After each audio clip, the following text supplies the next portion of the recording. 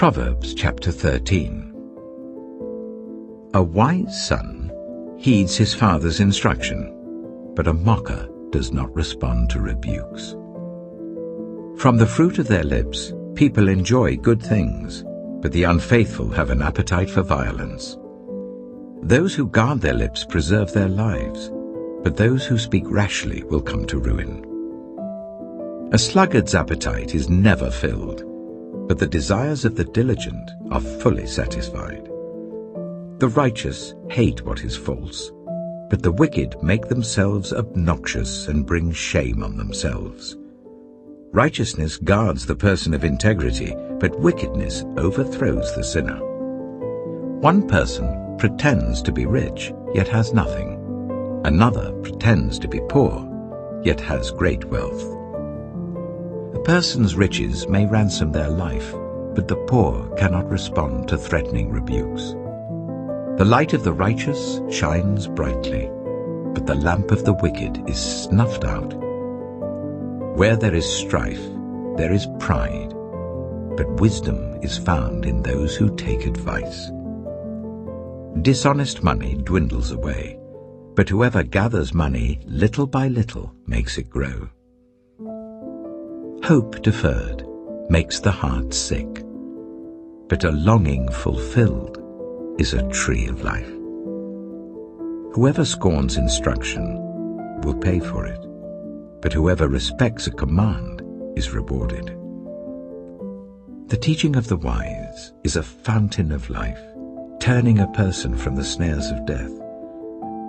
Good judgment wins favor, but the way of the unfaithful leads to their destruction.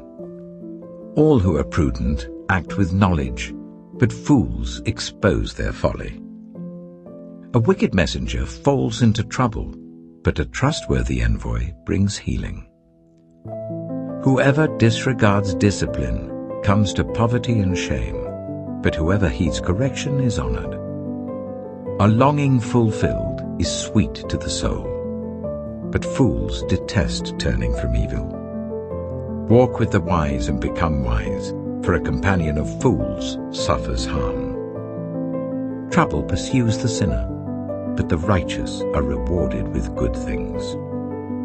A good person leaves an inheritance for their children's children, but a sinner's wealth is stored up for the righteous.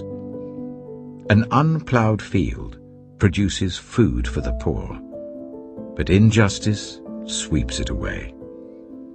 Whoever spares the rod hates their children, but the one who loves their children is careful to discipline them. The righteous eat to their heart's content, but the stomach of the wicked goes hungry. James chapter 2. My brothers and sisters, believers in our glorious Lord Jesus Christ must not show favoritism. Suppose a man comes into your meeting wearing a gold ring and fine clothes, and a poor man in filthy old clothes also comes in. If you show special attention to the man wearing fine clothes and say, "Here's a good seat for you," but say to the poor man, "You stand there," or "Sit on the floor by my feet," have you not discriminated among yourselves and become judges with evil thoughts? Listen, my dear brothers and sisters. Has not God chosen those who are poor in the eyes of the world to be rich in faith and to inherit the kingdom he promised those who love him? But you have dishonored the poor. Is it not the rich who are exploiting you? Are they not the ones who are dragging you into court? Are they not the ones who are blaspheming the noble name of him to whom you belong?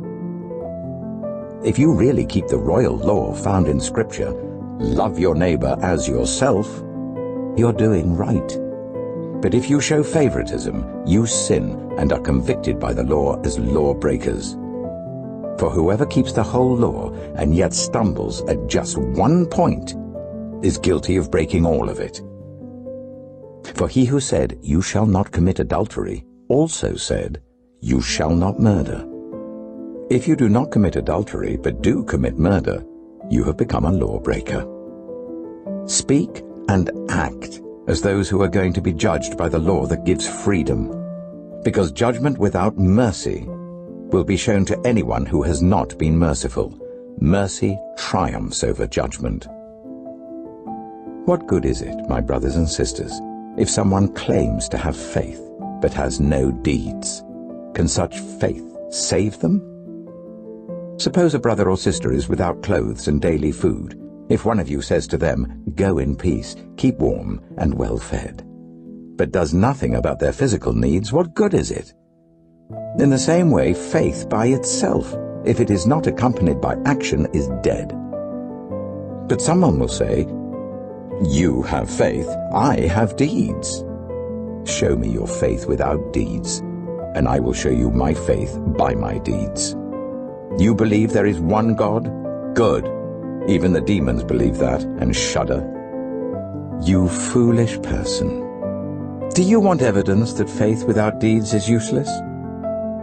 Was not our father Abraham considered righteous for what he did when he offered his son Isaac on the altar? You see that his faith and actions were working together, and his faith was made complete by what he did. And the scripture was fulfilled that says, Abraham believed God, and it was credited to him as righteousness, and he was called God's friend. You see that a person is considered righteous by what they do and not by faith alone. In the same way, was not even Rahab the prostitute considered righteous for what she did, when she gave lodging to the spies and sent them off in a different direction? As the body without the spirit is dead, so faith without deeds is dead. Ecclesiastes chapter 10. As dead flies give perfume a bad smell, so a little folly outweighs wisdom and honor. The heart of the wise inclines to the right, but the heart of the fool to the left.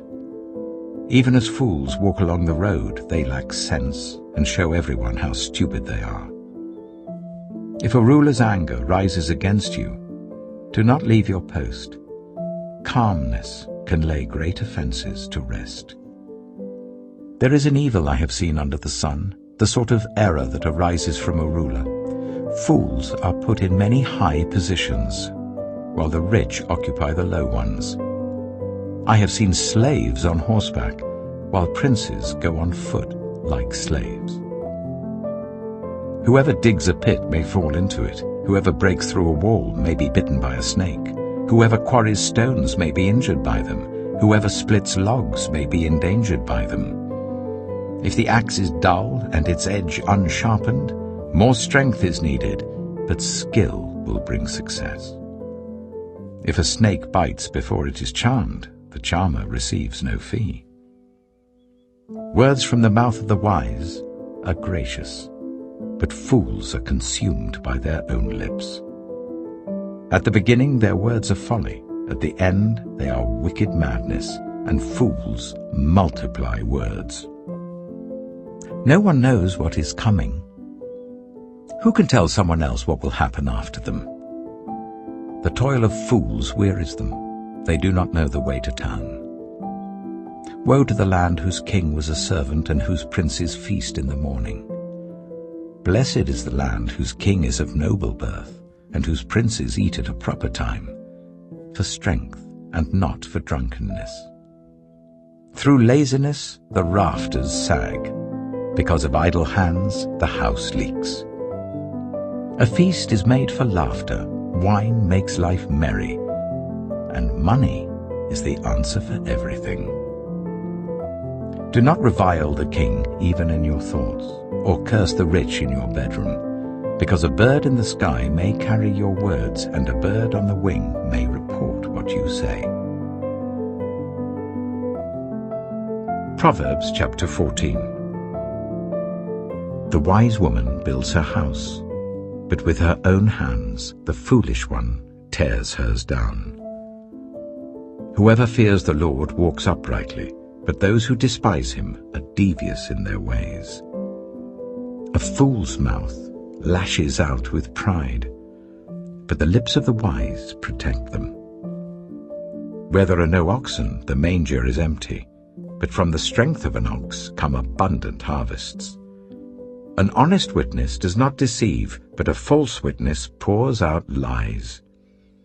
The mocker seeks wisdom and finds none, but knowledge comes easily to the discerning. Stay away from a fool, for you will not find knowledge on their lips. The wisdom of the prudent is to give thought to their ways, but the folly of fools is deception. Fools mock at making amends for sin, but goodwill is found among the upright. Each heart knows its own bitterness, and no one else can share its joy. The house of the wicked will be destroyed, but the tent of the upright will flourish. There is a way that appears to be right, but in the end it leads to death. Even in laughter the heart may ache, and rejoicing may end in grief. The faithless will be fully repaid for their ways, and the good rewarded for theirs. The simple believe anything, but the prudent give thought to their steps. The wise fear the Lord and shun evil, but a fool is hot-headed and yet feels secure. A quick-tempered person does foolish things, and the one who devises evil schemes is hated. The simple inherit folly, but the prudent are crowned with knowledge. Evildoers will bow down in the presence of the good, and the wicked at the gates of the righteous. The poor are shunned even by their neighbors, but the rich have many friends. It is a sin to despise one's neighbor, but blessed is the one who is kind to the needy. Do not those who plot evil go astray? But those who plan what is good find love and faithfulness. All hard work brings a profit, but mere talk leads only to poverty. The wealth of the wise is their crown, but the folly of fools yields folly. A truthful witness saves lives, but a false witness is deceitful. Whoever fears the Lord has a secure fortress, and for their children it will be a refuge. The fear of the Lord is a fountain of life, turning a person from the snares of death. A large population is a king's glory, but without subjects a prince is ruined. Whoever is patient has great understanding, but one who is quick-tempered displays folly. A heart at peace gives life to the body, but envy rots the bones. Whoever oppresses the poor shows contempt for their Maker, but whoever is kind to the needy honors God. When calamity comes, the wicked are brought down, but even in death the righteous seek refuge in God. Wisdom reposes in the heart of the discerning, and even among fools she lets herself be known. Righteousness exalts a nation, but sin condemns any people. A king delights in a wise servant, but a shameful servant arouses his fury. James chapter 1. Consider it pure joy, my brothers and sisters, whenever you face trials of many kinds, because you know that the testing of your faith produces perseverance. Let perseverance finish its work, so that you may be mature and complete, not lacking anything. If any of you lacks wisdom, you should ask God, who gives generously to all without finding fault, and it will be given to you.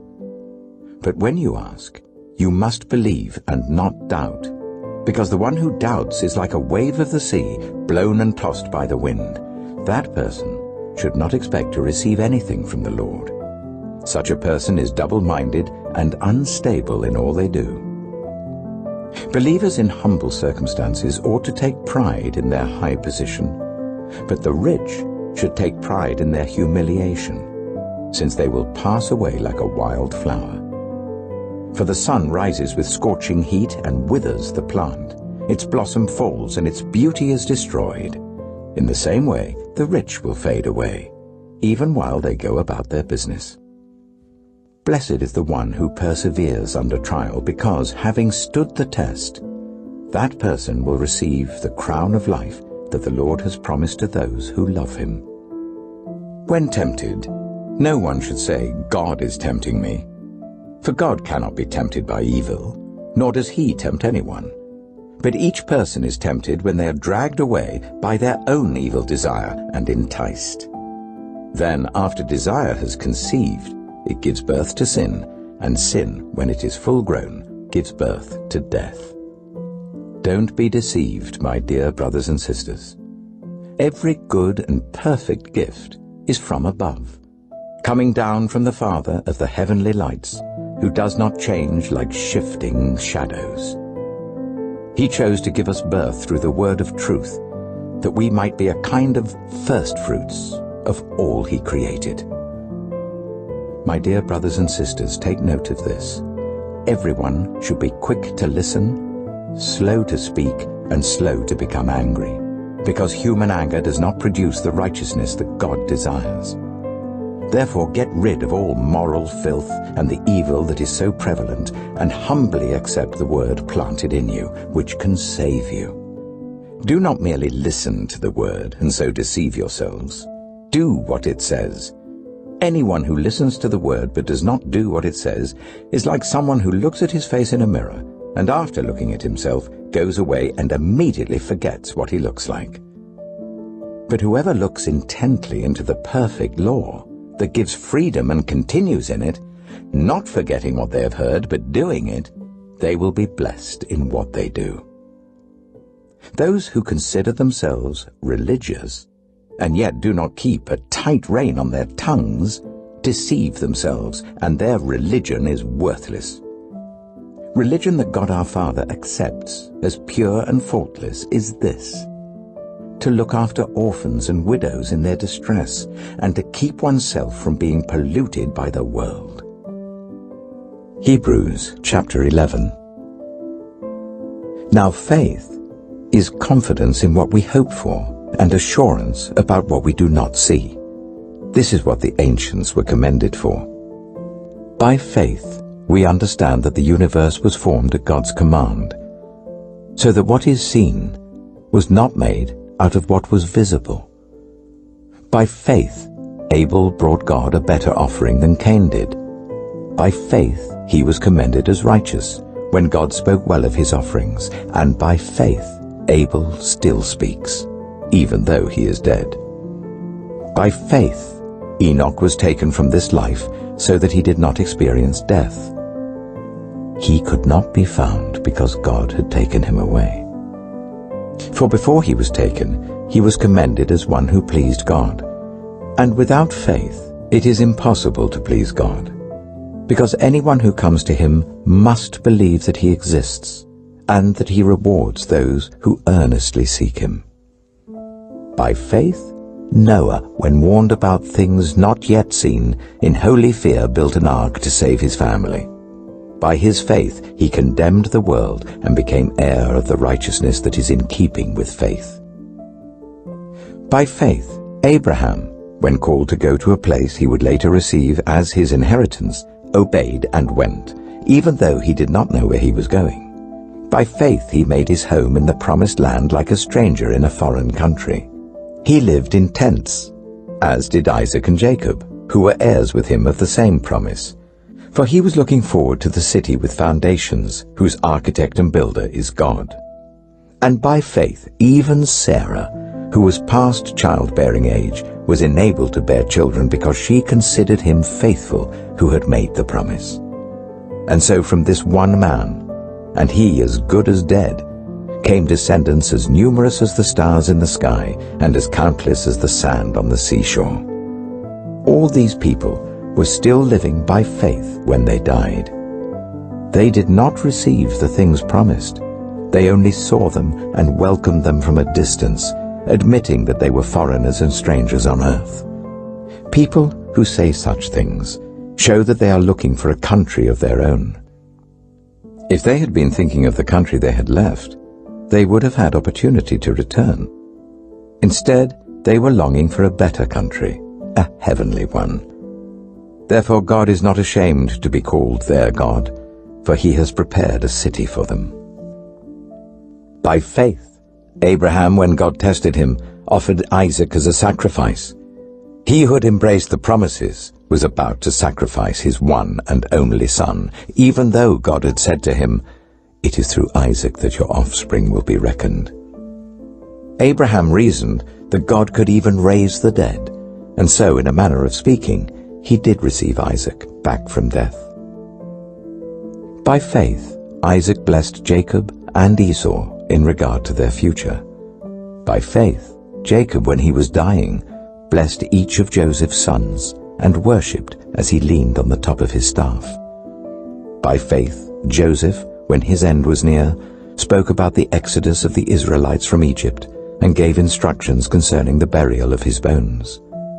By faith, Moses' parents hid him for 3 months after he was born, because they saw he was no ordinary child and they were not afraid of the king's edict.